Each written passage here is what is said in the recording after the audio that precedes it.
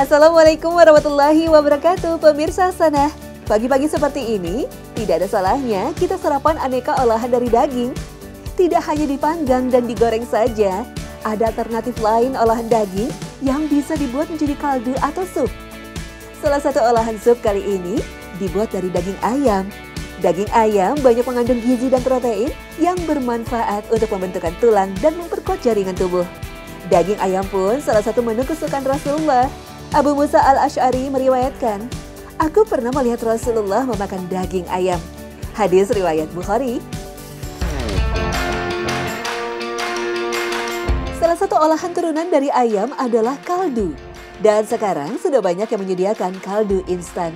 Seperti kaldu cair yang terbuat dari bahan-bahan alami seperti ini. Dengan kaldu, kita bisa membuat aneka olahan sop, rawon, ataupun soto. Daging ayam yang dipakai, daging ayam kampung ya, agar kaldu ayamnya lebih gurih. Sedangkan kaldu dagingnya berasal dari daging sapi.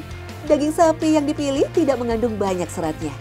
Setelah itu, daging sapi ini direbus selama 6 jam dengan api yang kecil agar seluruh sari daging bisa keluar maksimal. Dan kaldu yang dihasilkan jadi lebih pekat. Tiriskan daging ayam dan sapinya. Sekarang tinggal diolah menjadi berbagai olahan kaldu. Nah, yang sedang dibuat ini kaldu untuk semur.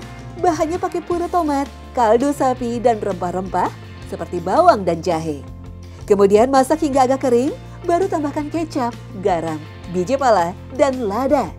Lalu aduk sampai semuanya matang. Usaha yang dimulai setahun yang lalu ini, dalam satu hari bisa memproduksi ratusan botol kaldu setiap harinya. Meskipun tidak memakai bahan pengawet, kaldu ini bisa bertahan hingga 3 bulan jika disimpan dalam freezer. Sup kaldu juga merupakan makanan kesukaan Rasulullah SAW. Hidangan ini disebut dengan nama torit, sejenis sup kaldu daging dengan tambahan isian kacang atau himis dalam bahasa Arab. Rasulullah SAW sangat menyukai torit, bahkan makanan berkuah ini diibaratkan Nabi sebagaimana beliau memuji istrinya Aisyah. Anas bin Malik radhiyallahu anhu meriwayatkan bahwa Rasulullah SAW bersabda, "Keutamaan Aisyah dibanding perempuan-perempuan lain bagaikan keutamaan torit dibandingkan makanan-makanan lain." Favorit makanan masyarakat Jazirah Arab ini biasa disajikan bersama potongan roti yang dicelupkan ke dalam kaldu sayuran dan daging. Biasanya dikonsumsi pada saat bulan suci Ramadan. Salah satu mukjizat Rasulullah SAW adalah ketika hendak menyantap daging yang diracun oleh Yahudi. Karena kesukaan Rasulullah SAW menyantap hidangan daging ini, seorang Yahudi bernama Zainab binti Al-Haris meletakkan racun ke dalam daging yang akan disantap Nabi SAW. Ketika menggigit sebagian dari daging kambing tersebut, tiba-tiba daging kambing ini berbicara kepada Rasulullah bahwa dirinya telah diracun.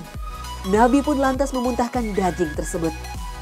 Rasulullah kemudian menanyakan kepada Zainab, mengapa melakukan hal itu?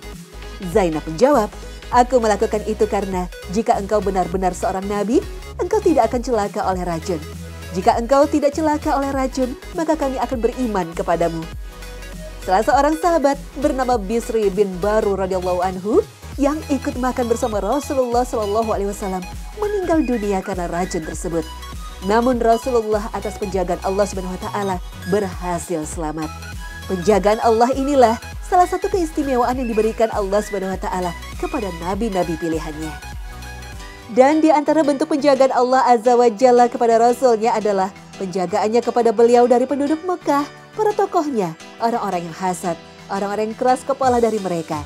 Dan ketika seorang Yahudi meracuni beliau di Khaybar dengan menaruh racun pada paha kambing, Allah memberitahukan beliau dan melindungi beliau dari racun tersebut. Quran Surah Al-Maidah ayat 67. Meski telah diracun, Rasulullah sendiri tidak pernah merasa dendam kepada Zainab. Hal inilah yang menyebabkan Zainab masuk ke dalam Islam.